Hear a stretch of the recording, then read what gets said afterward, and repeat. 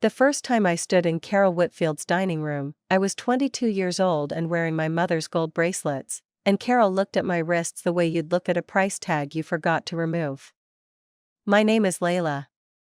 I was born in Beirut and raised in 3 countries before I turned 10, and by the time I met Daniel in a graduate seminar on urban design, I had already learned how to make myself smaller in rooms that weren't built for me. I didn't know yet that I would spend the next 12 years doing it in his mother's house. I was 34 when everything finally broke, and I need you to understand, this isn't a story about a villain and a victim, not really. It's a story about a woman who mistook endurance for love, and a woman who mistook control for protection, and how those 2 mistakes collided in a dining room on a Sunday afternoon after 12 years of Sundays that came before it. Daniel and I married young, 26 for me, 28 for him, in a small ceremony that Carol called sweet in a tone that made the words sound like an apology. We had our daughter, Zara, 4 years later. Zara has my mother's eyes and Daniel's stubborn chin, and she is, without exaggeration, the best thing either of us ever made. Fairport is the kind of small town where everyone's grandmother taught someone's mother in Sunday school, where the Whitfield name is on a plaque at the library and a bench by the lake. Carol had lived there her whole life.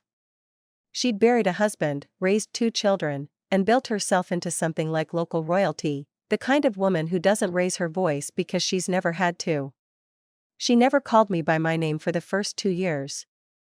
She called me Daniel's wife, even in front of me, like I was a placeholder for someone she was still expecting to arrive. I told myself it was cultural. Generational. I told myself a lot of things. There's a particular kind of exhaustion that comes from being the only person in a family who notices the temperature change in a room. Daniel loved his mother with the uncomplicated loyalty of a son who had never been on the receiving end of her disapproval, not really, not the way I was. He'd laugh off her comments. "That's just Mom," he'd say, and I'd nod, and something in my chest would tighten just slightly, just enough that I'd notice it and then decide not to. I want to stop here for a second, because if you've ever been the only one who feels the shift in a room full of people who love each other loudly, you know exactly what those Sunday dinners felt like. You smile. You pass the potatoes. You tell yourself you're imagining it. I wasn't imagining it. The first real sign came at Zara's baptism. Carol had insisted on baptism, had made it clear without ever quite saying so that this was non-negotiable, that this was the price of entry into the family. I agreed. I told myself it didn't have to mean I was giving something up. My mother came from Beirut for it, wore her good abaya, brought a gold cross that had been in our family for 3 generations, a strange, beautiful contradiction, the kind our family had always lived inside comfortably. Carol looked at it during the reception, turned it over once in her fingers, and said, "How thoughtful. We'll find a nice drawer for it," and set it down on the gift table like it was a coaster. My mother didn't say anything. Neither did I. That's the part one still think about, not what Carol did, but what I didn't do in response to it. That was the first time I saw it clearly and chose not to look. I told myself I was choosing peace.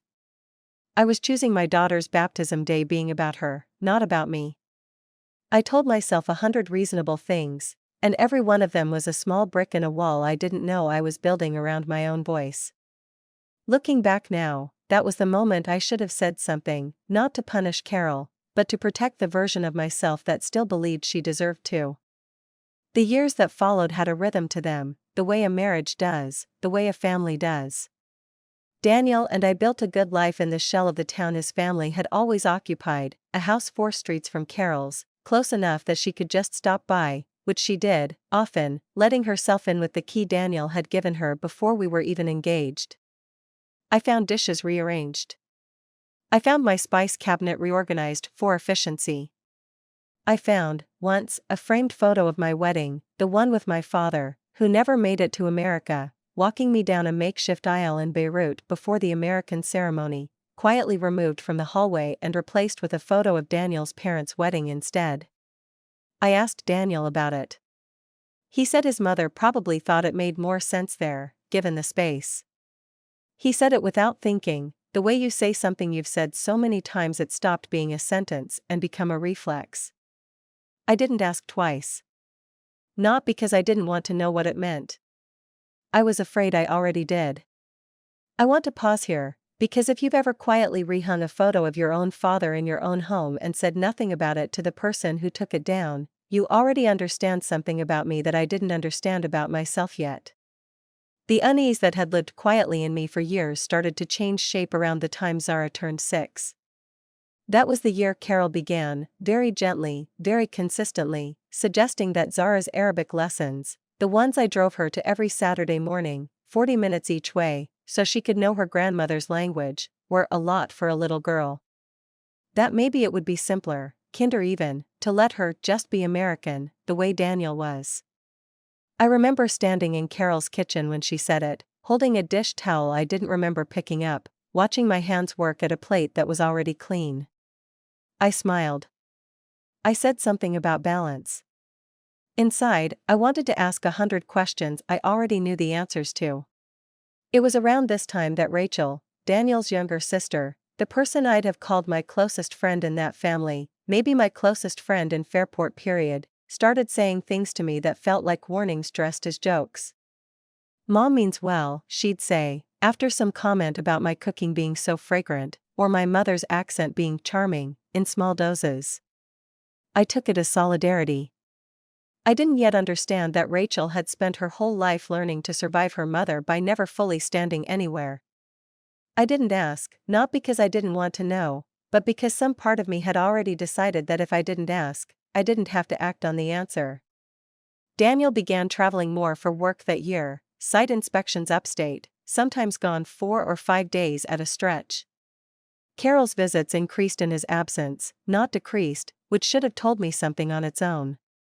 She'd arrive with groceries I hadn't asked for, opinions about Zara's schedule I hadn't requested, and a particular kind of warmth that only ever seemed to appear when Daniel wasn't there to witness how it curdled the moment he left.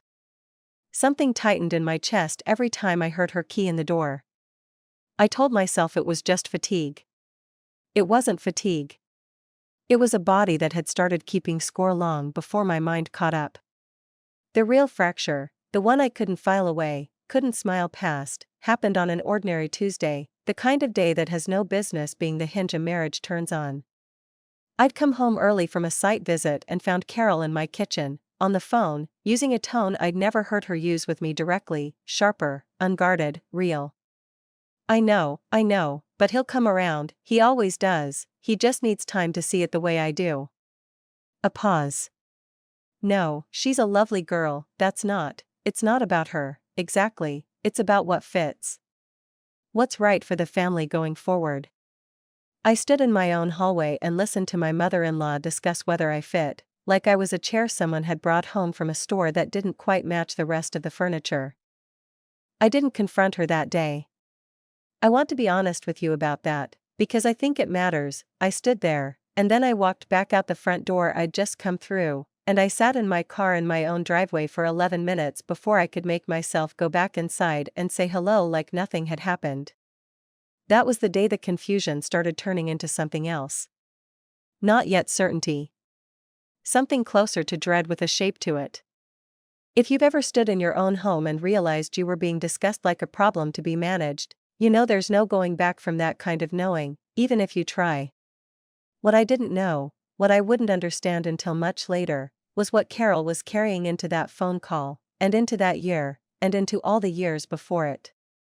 She told me, much later, what was going through her mind in that period, though it took her a long time to say any of it out loud. "I built this family with my own hands after David died. I was 39 with 2 children and a house that suddenly felt too big and too quiet, and nobody tells you that grief has a second job, that it also has to run a household, keep 2 kids fed and clothed and turned into decent people, alone. I promised myself that whatever happened after that, I would never again be the person things simply happened to. I would decide. I would hold the shape of this family together with my bare hands if that's what it took, because nobody else was going to do it for me." When Daniel brought Layla home, I saw someone who might reshape everything I'd spent 20 years building, and I didn't know how to want that for him without being terrified of what it meant for me. I told myself I was protecting the family. Some of that was true. Some of it was just fear wearing a nicer coat. I didn't know that yet. I'm not sure I know it fully even now. I confided in Nadia, my closest friend since college, the person I called after that hallway phone call, the person I'd called after every hard year of my marriage, going back a decade. She listened. She always listened. She said the right things. That's messed up, Layla, you deserve better than that, and I believed, for years, that her sympathy was the same thing as her loyalty. I didn't yet know that Nadia had been quietly friendly with Carol at the country club for over a year by then, that Carol had taken an interest in Nadia's small event planning business and thrown 2 client referrals her way, that Nadia had learned, the way people learn without meaning to keep certain things to herself around a woman who could make or break a struggling small business with a single phone call to her wide circle of well-connected friends. I didn't know that yet, either. There is a particular loneliness in finding out, much later, exactly how much you didn't know while it was happening around you. The suspicion sharpened into something I could no longer talk myself out of. The winter Zara turned 8, the year I found the folder. I wasn't looking for anything. I want to be clear about that, because it matters to how the rest of this happened. I was looking for Daniel's passport, which Carol had helpfully taken to get color copies made for some family history project she was compiling, and which she'd left, along with a stack of other papers, in a manila folder on our own kitchen counter after one of her visits. Inside the folder, behind the passport copies, was a printed email chain between Carol and a family attorney I didn't recognize. Subject line, Trust Restructuring, Whitfield Family, Confidential. I read 4 lines before I understood what I was looking at. Carol had been quietly moving language through the family trust for over a year, language that would restrict inheritance disbursement to direct Whitfield descendants and spouses meeting family criteria as determined by the trustee, with a clause that would allow the trustee, Carol, sole discretion to determine, in the event of Daniel's death, whether Zara's mother retained any guardianship-linked access to trust-held property, including the house we lived in, which sat on land the trust technically owned. My name wasn't on the deed. I hadn't known that. 12 years, and I hadn't known that. I sat at my own kitchen table and read it 3 times, and something in me went very quiet and very still, the way a house goes quiet right before a storm arrives, when the birds stop and the air changes pressure and every instinct you have tells you to get inside and shut the door. I photographed every page with my phone. Then I put the folder back exactly where I'd found it, in exactly the same order, and I never said a word to Carol about it. Not that day. Not for months. I told myself I was gathering my footing before I did anything. That was true. It was also, if I'm honest, fear, the same fear that had kept me quiet in a hallway, at a baptism, in a kitchen with a dish towel in my hands. I had spent 12 years being good at not asking. This was just the most expensive version of that habit yet. Looking back, that folder should have ended the marriage that same week. It didn't. I needed almost a year to understand why I wasn't leaving with what I already knew, and the answer wasn't love. It was fear of what I'd become if the thing I'd built my whole identity around turned out to be built on someone else's terms the entire time. If you've ever found the one piece of proof you'd been afraid to go looking for, and then put it back exactly where you found it, and kept living your life as if you hadn't seen it, you already understand that this isn't cowardice. It's survival buying itself time. I didn't tell Daniel right away, and that silence is the choice I still turn over the most. I told myself it was strategy. Some of it was. But some of it was also the last thread of the girl who'd stood in that dining room at 22, still hoping, after everything, that there was an explanation that wouldn't cost her the family she'd spent 12 years building. I started paying closer attention instead.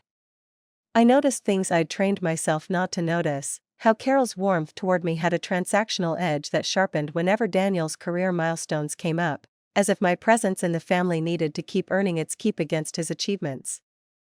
I noticed how she'd begun, subtly, cultivating a closer relationship with Zara that excluded me by design, weekend trips just us girls, gifts that arrived at Carol's house instead of ours, a birthday party Carol had planned before I'd even been consulted, with a guest list I didn't recognize and a cake that said Whitfield family celebrates Zara with my last name, Haddad, nowhere on it. I stood at that party smiling at people I'd known for a decade, holding a plate of food I didn't eat, and somewhere behind my ribs a decision was assembling itself, piece by piece, without my full permission.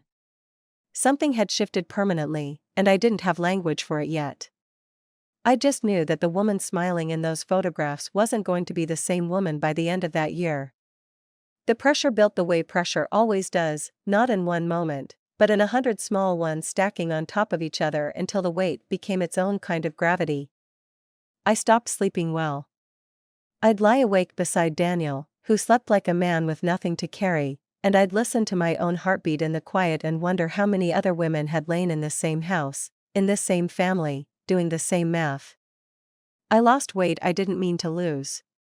Meals sat untouched on my plate more often than I wanted to admit. My hands, steady my whole adult life, developed a habit of trembling slightly when Carol's name came up in conversation, a tell I couldn't fully control and hoped no one else had noticed. Someone had. Rachel had. Rachel found me in my own backyard on a Sunday evening in early spring, after another dinner where Carol had spent 20 minutes discussing a Whitfield cousin's proper engagement to a girl from a good family we've known for years, her eyes flicking to me exactly once, just long enough to make sure I understood the comparison was intentional. "You know she's talked to a lawyer," Rachel said. No preamble. She was holding a glass of wine she wasn't drinking, turning it slowly by the stem. "About the trust. I heard her on the phone with Uncle Pete last month." I didn't say anything because I told myself it wasn't my business, and because, she stopped, exhaled, because I've spent 30 years learning it's easier to survive her by staying quiet. "I'm sorry. That's not an excuse. It's just true." I didn't tell her I already knew. I just nodded, and something between us shifted, not quite trust rebuilt, but the beginning of an understanding that we'd both been managing the same weather system from different corners of the same house for years. That conversation cost Rachel something I didn't fully understand until later. Carol found out, eventually, that Rachel had taken Layla's side, and the coolness that followed lasted the better part of a year. Rachel never told me that directly. I found out from Daniel, offhand, months after. She told me, much later, what was going through her mind the week she realized Rachel had spoken to me. I felt something close to betrayal, which I know is absurd given everything, given what I was actually doing. But that's the strange arithmetic of control. You convince yourself so completely that you're the one holding the family together that any crack in the walls feels like an attack on you personally, not a consequence of anything you built. I called my attorney that week and asked him to move faster. I told myself I was just being prudent. I was actually afraid that if I slowed down, I'd lose the only kind of power I'd ever really had since David died, which was deciding what happened to this family and who got to stay in it. The evidence I had, the folder, the photographs on my phone, sat in me like a held breath for months. I didn't confront Carol. I didn't tell Daniel. What I did instead was quietly consult an attorney of my own, a woman 2 towns over whom nobody in Fairport would recognize, and I learned, carefully, exactly what my rights were, exactly what wasn't yet finalized, exactly what leverage I actually had if it ever came to that. I told no one. I put my notes in a drawer at my office, not our house. I went back to being, on the surface, exactly the daughter-in-law Carol had spent 12 years training me to be: pleasant, accommodating, careful never to give her a reason to move faster than she already was. It cost me something to do that. Every Sunday dinner I sat through, smiling, was a small betrayal of the woman who wanted to stand up and say everything at once. I chose the long game instead. I'm still not sure, even now, if that was wisdom or just 12 more years of the same old habit wearing a new disguise. I know some of you already feel where this is heading. I didn't, not fully, not yet. I only knew that something in me had stopped being willing to wait quietly for permission to matter in my own life. The break came, in the end, not from the trust documents at all, but from Zara. She was 9. She'd spent a weekend at Carol's, one of the Just Us Girls trips that had become routine, and she came home Sunday evening with a question that stopped me cold in the kitchen doorway. "Mommy," she said, swinging her backpack off one shoulder, entirely unaware of the ground she was about to open beneath us. "Why does Grandma Carol say we're not going to live in this house when I'm big? She said it's her house, really, and someday it'll go to real family." What did she mean, real family? Aren't we real family? I stood very still. I remember the specific weight of that silence, the refrigerator humming, Zara's backpack strap still half off her shoulder, the late light coming through the window at an angle I'd know anywhere, even now. "You're the realest family there is," I told her, and I meant it with my whole chest, and something in me that had been circling this decision for a year finally landed. That night, after Zara was asleep, I told Daniel everything. The folder. The email chain. The lawyer. The year of silence. I watched something in his face fracture in a way I'd never seen, not disbelief in me, but a slower, harder collapse, the sound of a son's understanding of his mother rearranging itself in real time. "She wouldn't," he said, and then, quieter, like he was testing the words for weight, "would she?" I didn't answer that for him. I let him sit with it. Some things a person has to arrive at on their own, or they never really believe them at all. I want to stop here, because if you've ever watched someone you love realize, in real time, that the person who raised them isn't who they thought, you know that grief doesn't wait for the right moment. It arrives exactly when it needs to, whether you're ready or not. We didn't confront Carol immediately.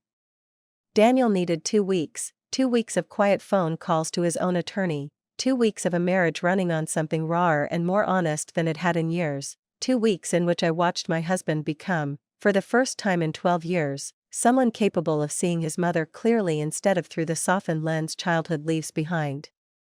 We arranged the dinner ourselves, at our house, not hers, the first time in 12 years I'd insisted on that, and Carol had agreed with a graciousness that told me she thought she still had the upper hand.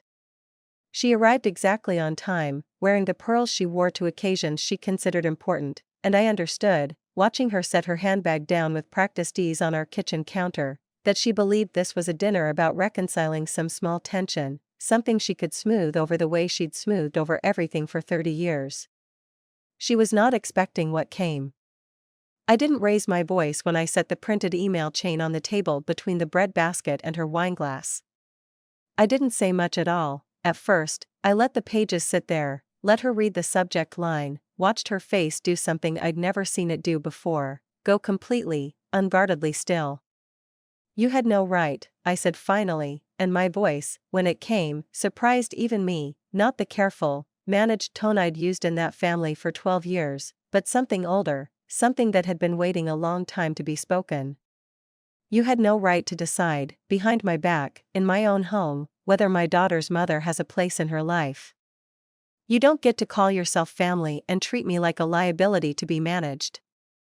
Rachel, across the table, went very still, her fork halfway to her plate, eyes moving between her mother and me like she was watching something she'd been afraid of for 30 years finally arrive. Carol recovered faster than I expected. "I don't know what you think you understand," she said, voice even, "but you've clearly taken something completely out of context. I have spent 30 years holding this family together. Layla, do you have any idea what it cost me to keep this family from falling apart after David died? And this is the thanks I get, you going through my private papers, twisting a routine legal update into some kind of conspiracy against you?" "I didn't twist anything," I said. "I read exactly what you wrote. You've never once tried to understand what it's like to build something from nothing and then watch someone walk in and expect to inherit half of it just because my son fell in love with her," Carol said, and her voice was climbing now, sharper. "You want to talk about rights? I have spent this family's entire history protecting what belongs to it. Where were you when I was raising 2 children alone in this town? Where were you when I was the one keeping this family's name meaning something? You don't get to walk in 12 years later and lecture me about rights." I felt the old reflex rise in me, the urge to soften, to apologize for a crime I hadn't committed, to smooth this exactly the way I'd smoothed everything for 12 years. I felt it, and for the first time in my life, I watched it pass through me without taking hold. "I'm not walking in 12 years later," I said. "I've been here the entire time. I raised your granddaughter in this town.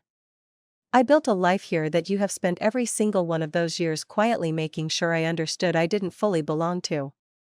And I let you, because I thought that was the price of loving your son. I'm done paying it. Daniel, beside me, hadn't spoken yet. When he did, his voice was quieter than either of ours, and steadier than I'd heard it in weeks. Mom, he said, is any of this true? Carol turned to him like she hadn't quite expected the question to come from that direction. For a moment, just a moment, something in her face slipped, some old and tired thing showing through the composure. I did what I thought was necessary, she said. I have watched this family change in ways I didn't choose, Daniel, ways nobody asked me if I was ready for, and I decided a long time ago that I was not going to lose control of the one thing I built with my own hands after your father died. Maybe that's not right. But it's the truth, and I won't apologize for trying to protect what's mine. She's not a thing you're protecting from, Daniel said. She's my wife. Zara's mother. She's been part of this family longer than half the people you invite to Christmas. Carol didn't answer that. She looked, for one long moment, at the folder still sitting between us on the table, and something in her seemed to understand, finally, that the room had already decided something she hadn't agreed to. That was the moment Rachel spoke, quietly, but into a silence that made every word land with more weight than it would have anywhere else. I knew, she said. Not everything. But I knew you were talking to Uncle Pete about the trust last year. I should have told Layla sooner. I didn't, because I was afraid of exactly this, of being the one who broke this apart. She looked at her mother. But it's already broken, Mom. It's been broken for a long time. You just kept it quiet enough that the rest of us could pretend. Carol didn't respond to her daughter. She stood, gathered her handbag with hands that were, I noticed, not quite steady, and said, I think I should go, in a voice that had lost, for the first time in 12 years, the effortless authority I'd never once heard falter. She left. The door closed behind her with a softness that felt more final than a slam would have. Even now, when I think back to that dinner, something uncomfortable stirs in me, not regret, exactly. Something closer to grief for the version of this family I'd once let myself believe in, even after everything. Carol called 2 weeks later, not Daniel, me, directly, which she had never once done in 12 years without an occasion attached. I let it go to voicemail the first time. When I called back, her voice on the phone was smaller than I'd ever heard it. I've had time to think, she said. I want to tell you something, and I need you to let me get through it before you say anything. I stayed quiet. She talked for a long time. It started the year after David died, she said. I was 39, and I had 2 kids and a house and a name in this town that suddenly felt like a weight I had to carry alone. I told myself, that first year, that I would never again let anyone else decide what happened to this family, not fate, not circumstance, not some man who thought he knew better. I built everything after that around control, because control was the only thing that had ever kept us from falling apart. I didn't decide, consciously, to make you feel like an outsider. But somewhere in the last 12 years, protecting the family stopped meaning protecting the people in it, and started meaning protecting my say over it. I told myself the trust language was prudent. It wasn't. It was fear, dressed up as responsibility, the same fear I'd been wearing since I was 39 years old and terrified I'd fail everyone who was depending on me. I watched you raise my granddaughter to know 2 languages, 2 histories, 2 families, and some part of me, the ugliest part, the part I'm least proud of, was afraid that meant less of her would belong to us. I am ashamed of that. I don't know how to undo 12 years, Layla. I don't know if you'll let me try. But I wanted you to hear, from me, that I know exactly what I did, and I know exactly why, and neither of those things makes it right. I let the silence sit for a moment before I spoke. I believe that you believe that, I said. But you don't get to decide, on your own timeline, when this gets to be resolved. You had 12 years to see me. You chose not to, until you had no other option. I know, she said quietly. I know that. I didn't forgive her that day. I'm not sure, even now, 2 years later, that I fully have, and I've come to believe that's allowed. It took me longer than it should have to understand something about that phone call. Her apology was real, and it still didn't obligate me to hand back anything I'd already decided to keep for myself. The trust language was reversed within the month, Daniel insisted, and for the first time in his adult life, he insisted on something with his mother and didn't back down when she pushed. My name went on the deed for the first time in 12 years. Carol lost, in that reversal, the one form of leverage she'd spent 30 years quietly building, the ability to decide, unilaterally, who counted as family and who didn't. She lost something else, too, slower and less official, the automatic deference the rest of the family had given her for 3 decades. Rachel began speaking her mind at dinners in a way she hadn't dared to before.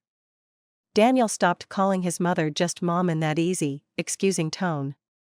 Carol's word, once law in that house, became simply an opinion, one voice among several, and not always the loudest one anymore. Nadia and I never fully repaired what broke between us.